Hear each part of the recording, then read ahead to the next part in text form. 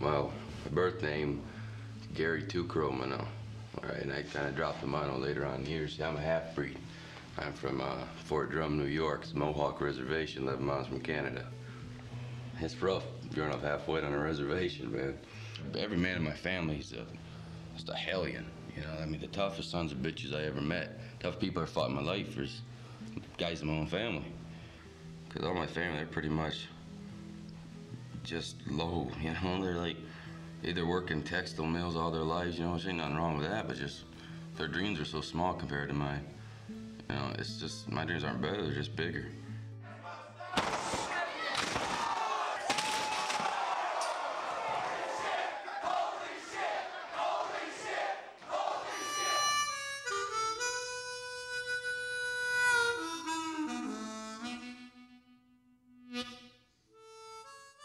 So how did you get from upstate New York to South Carolina?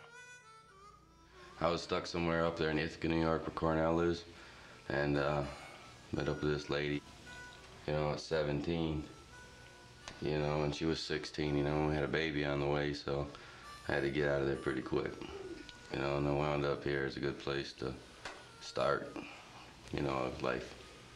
That's kind of similar to how things happen with your parents, right? Well, my mother had me when she was like 14. All right, my father was closer to 20. He married her, and she had him there until she had me, and then she split.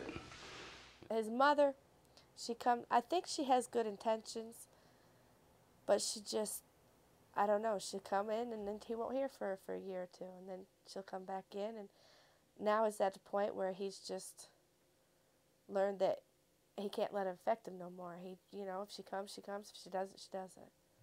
I haven't seen her in years. Every few years she meets another man and disappears, you know. It's no big deal. I got used to it by now. But you know, my father, he split too, you know, about after a year. You know, so I was raised by my grandparents then.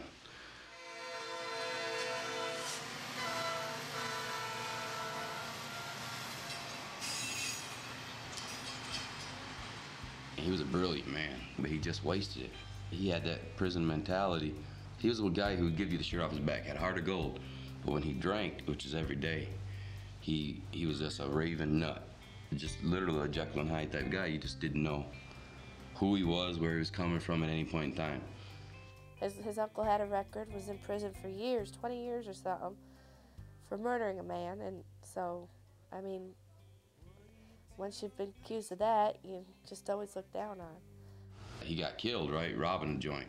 Well, they say he was robbing, but it's a long story there. He was a lot of things, but he wasn't a thief. But he carried pistols around. He wasn't supposed to do that. He did 20 years for manslaughter up in New York. That's where I spent my summer vacations, in prison, visiting this man because I loved him so much. He lived by the sword, you know, and he died by it. He wanted it before his Uncle John died, and then after his Uncle John died, I think he took it to be closer to his grandfather. Then his grandfather died a couple months later, and he just got to drinking real bad. That's where our problems started. That's when we first separated. His father was his grandfather, and when he passed away, that was probably the end of his side of his family as far as he knows it.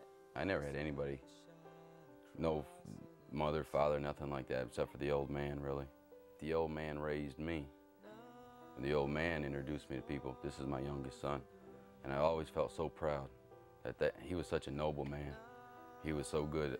He was just, anybody who ever met him just loved him. I mean, he was such a noble, peaceful man. He was a warrior, but he was like a mountain. He was just strength personified. You had any problem, you could come talk to him, and he'd never judge you because of it.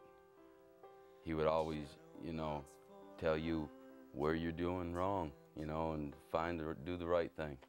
So him and Captain America, that's made me. Captain America, the hero from Marvel Comics, I mean, he made me most of what I am today. I mean, just to be honest and do the right thing and try to be good to people and always help out the underdog and just to be true and good and honest and pure. wrestlers today, they're just modern day deities, really. I mean, they're like the men who stepped out of mythology.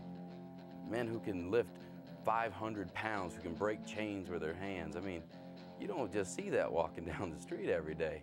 It's very medieval, extremely medieval. Just so, it's so testosterone, you know, driven. It's really cool. I'm not gonna go out there wearing a loincloth, you know, and carrying a tomahawk and stuff, man. That's ridiculous, man. I'm wearing black pants, you know, and boots, you know. It says Indian Outlaw on the side, you know. Kind of walking the line like that. I'm not gonna be a stereotype. You know, I'm gonna do a little aspect of everything that's me. I'm not gonna put on a role for that, you know. It's not worth it, you know. I gotta be myself.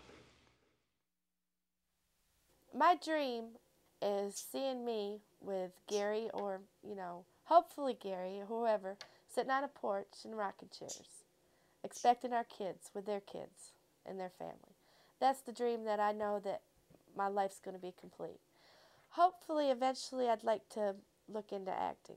I just would like that, you know, feeling of being on stage and being able to be somebody else for a change.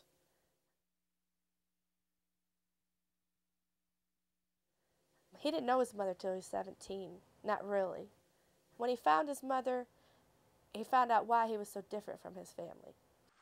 Well, I left home when he was 2. Ran away from home, so to speak, and yeah, had very little contact with him for those years. It's the way the cards played out in life.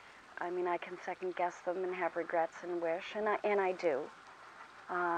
But where we are today is where we are today.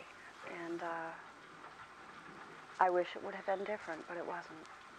And he has to form his own opinion on the versions of his life that he's been given and why things were the way they were. I can tell my side, everyone else can tell their side, and it's up to him to pick and choose the pieces that he wants to believe. Gary has gone by the name Logan Two Crow as well as Gary Mono. What is his actual given name? Gary Wayne Mono Jr. My mother's maiden name was Logan, and he loved the name Logan, and for a time called himself Logan Wheatstraw. The nurses in the hospital called him Tiger, because he was just always up in an uproar. He's tagged me. That's all. Believe it or not, he's my baby, you know. What do you think of a violent sport like wrestling and your son's involvement in it? I don't know what I want him to do with the wrestling. We talked last time he was here about my coming to see him wrestle. And number one, he's my baby and I don't want him to get hurt. And number two, it bothers my stomach to see violence. What risks are my son going to be taking? All to make a name. I love my son dearly and support him in anything he wants to do that will make him happy. Do I think this is the answer? No.